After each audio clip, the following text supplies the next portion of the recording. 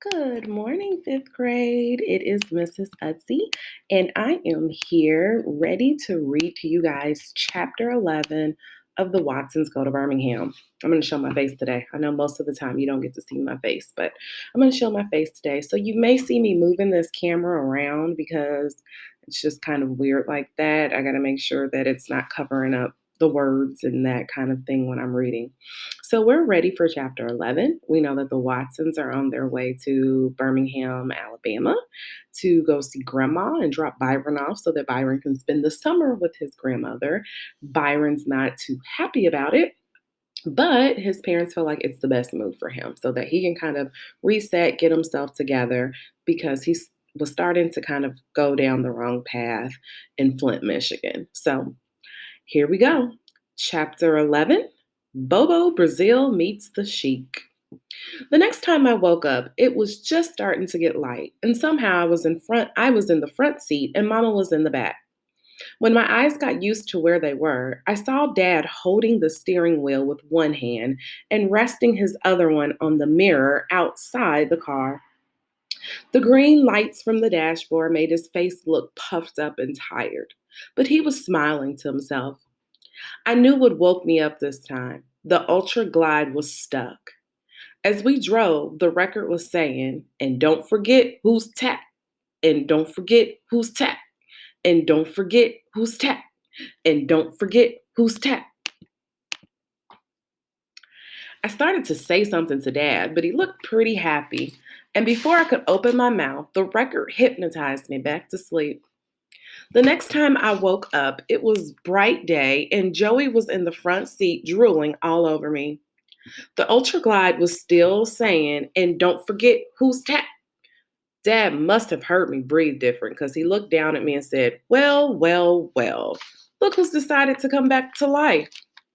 Hi, Dad. Are we there yet? No, et tu brute. You were my last hope.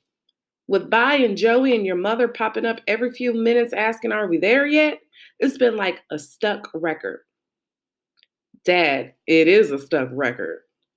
Dad seemed to notice the record player for the first time. Ah, that. Well, Kenny, I'm afraid it's more than a stuck record. Something isn't working right. He lifted the arm off the record and looked in the back seat at Mama, who was asleep.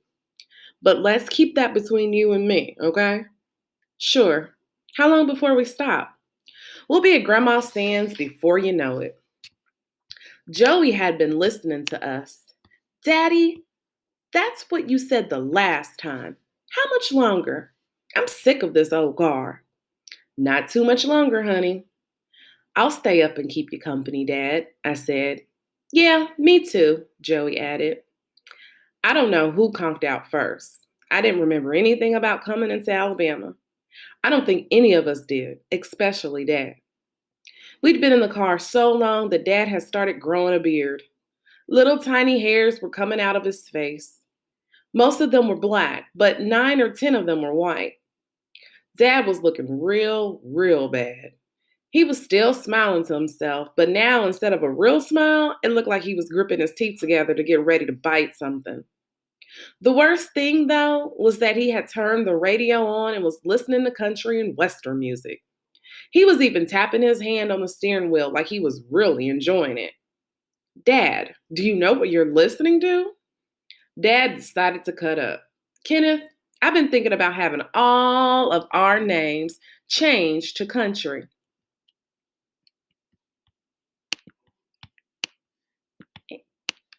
Names when we get back to Michigan. I'll be Clem, you'll be Homer. Vi will be Billy Bob, Joey will be Daisy May, and your mother will be, well, I guess your mother's name can just stay Walona. I don't think we're going to find a more country name than that one. Do you? Me and Dad cracked up. Mama's head popped up from the back seat and she said in a super southern style, okay, Clem, I hopes when we get to Birmingham, you can explain to these here babies, Granny, how come you turn them into little zombies from sitting in this car so long? Dad laughed. Now, Walona, you know it hasn't been that bad. In fact, I'm going to admit to something that I probably shouldn't. Mama rubbed her eyes. then put her hand on top of my head. You gonna do this here admitting in front of little Homer, huh? Everybody started waking up and stretching and scratching. Mama kept teasing Dad. And what about some vittles? Clem, the sun been up for hours. You ain't even been out to check them trap lines to see if we's gonna have some coon pie for breakfast. Dad yelled out, Yeehaw! And then said, Haven't any of you wondered why you've been sleeping like a little herd of angels? Byron said, like there was anything to keep anybody awake in this car full of squares. Anyway, Dad said, I'm gonna let the cat out the bag. I've been using two kinds of mind power to keep this trip going so smooth. First, after a while, I started locking into the road, and there was nothing to it. Just me, the road, and the brown bomber, all tuned into one hum. And as long as I listened to that hum, everything was fine. My biggest worry was you, Walona. I knew after a while you'd figure out that I wasn't going to stop. And you gotta admit, you were good and salty about it at first, right? You know, I still am. Mama was upset because all of her notebook planning had been wasted. But Walona, you gotta admit that once you figured out how much money we'd save by not stopping, you went along with it. Mama kind of grunted, not saying yes and not saying no. Dad cleared his throat and rubbed his hand over the little stubbles that were coming out of his chin. We all knew this was a sign that he was going to start acting the fool. He tested Mama to see how mad she really was and decided it was safe to play around. Yep, he said, rubbing his chin until it made a scratchy sawing sound. 18 big hours now. 18 big hours in a row. Nearly 1,000 miles. I had a load to deliver, and he punched the air with his fist. I delivered it. It's just like this great song I heard a couple of miles back. Big Daddy was a truck driving man. I'm not gonna lie and say it was easy. There was many a time I wanted to stop. But when those times came, I just kept thinking of my old pal, Joe Espinosa, driving all the way to Texas without stopping. And I'd keep my foot in that tank. Oh, yeah? There were times when your mother was giving me the looks like she was going to kill me the first time I slowed down. But I just kept smiling at her and kept the brown bomber chugging on. I'd tell her, You're right, sweetheart. We'll just go a little bit further. And you kids, you talk about some pathetic, tortured looking little faces. 18 hours in a car can age a kid 40 years. Yeah, I swear. I've been looking in the rearview mirror and wondering where my babies were and where these three bad dispositioned, sour faced, middle aged midgets came from. But your sorry little mugs couldn't stop me either. In spite of all the crying and bawling and moaning and wailing and gnashing of teeth, I kept pushing on. Dad must have been real tired. He hardly ever talked this much straight. I got to admit to the other trick I used too, but I can't take full credit for this one. I hoped Dad was going to say that I helped him by keeping him company, but no. Some of the credit was to go to the Scientific Popular. That was the name of the magazine that came to Dad in the mail every month. It had real cool covers. There were always drawings of smiling white people on it, standing next to cars with wings, or sitting in private submarines, or eating a whole meal in one little pill. The covers were real interesting, but the insides were real boring. Yep, good old Scientific Popular, they had an article about sound frequency and said that certain sounds cause certain effects in all living rooms, even weird Watsons. It said the sound of one of those vacuum cleaners can put a baby to sleep, and it works. Mama laughed a little bit. It was strange for all of us to see Dad talking so much. When we first hit Alabama and had a bunch of miles to go, and you kids were popping up like prairie dogs and crying and saying, How much longer? And Mama, make them stop. And is that Birmingham over there? All I did was use that vacuum trick. I started buzzing like a Hoover vacuum. And you guys dropped off in reverse seniority. First Joey dropped, then Kenneth, then Daddy Cool, then even you, Walona. Shoot, you guys were out cold from the state line on. I threw a blanket over you in the back seat, and then even those whines and whimpers and moans you guys were making didn't bother me. And you, Walona, once I got buzzing, the only thing that was coming out of your mouth was drool. Is that what that sound was? Mama asked. I thought you were driving so long you lost your mind. Still not sure you haven't. Everybody woke up, but it was a fake wake up. We were all soon back asleep, even though it was morning. The next thing I remember was waking up back in the back seat and Mama was saying real southern, "Babies, we home." Mama was honking the horn of the brown bomber like she was crazy. I raised my head out of the seat to look at what Mama was calling home and couldn't believe it. Birmingham looked a lot like Flint. There were real houses, not little log cabins all over the place, and great big beautiful trees. Most of all, though, there was the sun. Me, Joetta, and Byron unfolded ourselves into the Alabama heat, and it was like we all remembered at once that we were finally going to see what Grandma Sands really looked like. We all bunched up together by Mama's door, but we didn't get out. She was still honking the horn like a nut. We had to cover our ears. Dad said, "Nothing's changed." The door of a regular little old house opened. Me and Joey had never seen Grandma Sands in our lives. Byron said he could remember when she was the meanest, ugliest person in the world, but he was probably lying. He was only 4 the last time Mama and Dad were here. Byron said he had nightmares for a couple of weeks after they left Alabama 10 years ago. All the weird Watsons had real good imaginations, but none of us was ready for what came out of the door of that house. I was expecting a troll. I thought Grandma Sands would be bigger than Dad. I thought she'd be foaming at the mouth like she had rabies. I remember a couple of years ago how Mama had cried and cried when someone called from Alabama and told us that Grandma Sands had had a little stroke. So I knew she walked with a cane now. I'd imagined the cane would be as big as a tree trunk with crows and owls and lizards living in it. What came out was a teeny weeny old woman that looked just like Mama would if someone shrank her down about 5 sizes and sucked all the juice out of her. Grandma Sands waved a little skinny stick in the air and said, "What are y'all doing here today? Y'all ain't supposed to be here till Monday."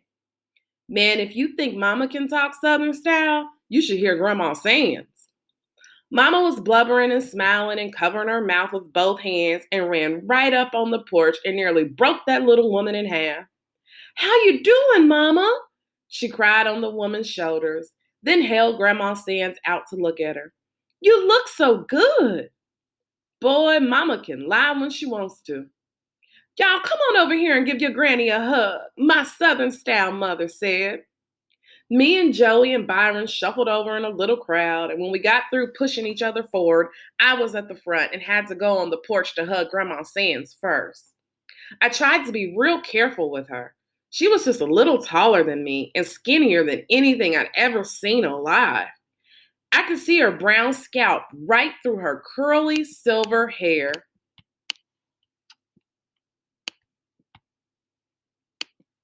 Grandma Sands squeezed me hard and cried all over me.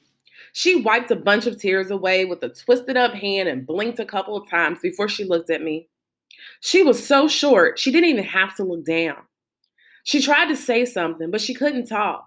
She just stuck her bottom lip out some and nodded her head up and down a couple of times, then pulled me back to her and squeezed me like crazy. Mama slapped the back of my head and said, "Kenneth Bernard Watson, you best quit acting so silly and give your grandmother a good hug." I squeezed her a little. A smell like baby powder came out of her when I did. I really think I could feel her lungs when I touched her back. I don't know what got Joey started, but she was off to the races with her tears. She was the only one who'd practiced what she'd say to Grandma Sands. She sniffed a couple of times and said, "Hi, Grandma Sands. It's a real pleasure to meet you." You could only half understand what she was saying. She was blubbering so much. Grandma Sands matched Joey tear for tear. They squeezed each other for a while. Then Grandma Sands got her little squeaky voice back and said to Mama, "Lord Lona, if this child ain't you, look at this baby, just as pretty and sweet as you." Mama and Joey grinned like two nuts. Byron was next. This was what I dreamed about. These were the two meanest, most evil people I'd ever known, and I knew only one of them was going to come out of this alive. There was going to be a battle, something like if Godzilla met King Kong, or if Frankenstein met Dracula, or like when champion wrestler Bobo Brazil meets the Sheik. I'd imagined that a week or two after we got back to Flint. We'd get a phone call from Alabama with the winner of the big battle on the other end.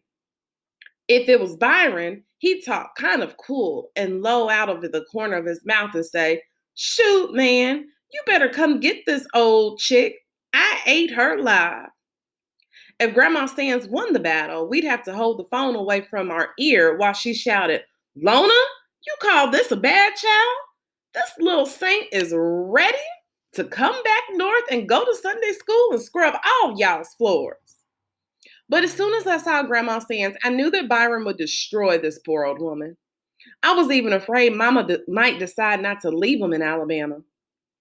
Byron walked up on the porch real cool and kind of bent over to give Grandma Sands a hug. Grandma Sands squeezed him hard. "Lona, what you teach these babies up north? Don't they know how to give no one a proper hug?" She held Byron by the arms and looked at him from top to bottom. "You grew up to be a fine-looking boy. You was so puny when you was born, you nearly worried us crazy. Got strong, too." She slapped Byron's arm. He kind of laughed. Grandma Sands reached up and ran her wrinkly old hand over Byron's head.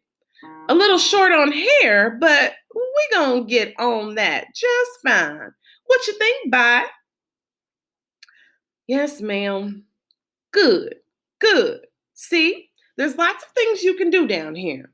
Mr. Robert ain't as much help as he used to be, so all them things he used to do, you can do now."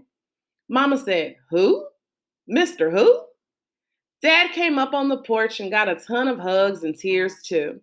Then Grandma Sands pulled everybody together. Her little arms could only get around one person at a time, but the weird Watson stood there with some of us laughing, some of us crying, and some of us looking cool. It felt like we all were wrapped up in a big ball. Grandma Sands kept saying, "My family, my beautiful, beautiful family." Except with that Southern style accent and all the weeping, it sounded like she was saying family. Finally, the crowd started breaking up, and Grandma Sands said, "Now, what am I going to feed y'all? I wasn't expecting you till Monday. Me and Mr. Robert usually just has leftovers on Sunday, but I guess if Bi'll go down to Job's and pick up some things, we can have chicken tonight. You good at following directions, Byron?" "Huh?" Bi's face twisted up. "What?" Grandma Stan's voice popped like one of those big brown grocery bags been snapped open. Bi looked surprised and said, "I meant, huh? Ma'am, you good at following directions? Job's is a good little walk." I said, "He can follow directions real good, Grandma Sands. He's not as dumb as he looks." I shut up real quick and wished I hadn't said anything when Grandma Sands looked at me and said, "Lona, maybe there's two who should be spending the summer down here with their granny." Everybody started going inside the ugly little house. Mama sounded worried. "Mama, who is this Mr. Robert?" Grandma Sands laughed just like the Wicked Witch of the West and said, "Honey, we got to talk. You just be patient, and soon as he gets up, I want all of y'all to meet him." "Soon as he gets up?" "Oh, Mama." Mama sounded real upset and disappointed and Southern, but not as disappointed as me. The way Byron kept his head down and was smiling and saying, "Yes, ma'am, this, and no, ma'am, that," It looked like he had surrendered before the first punch was thrown. Instead of King Kong and Godzilla, it was like King Kong and Bambi. Instead of Bobo Brazil and the Sheik, it was like Bobo Brazil and Captain Kangaroo. Instead of Dracula and Frankenstein, it was like Dracula and the giraffe. And Byron was all neck. He knew exactly what I was thinking. After Grandma Sands gave us directions, Byron looked at me sideways and said, "What the hell you staring at?" I just shook my head. "What you expect?" Vi asked. "You seen her.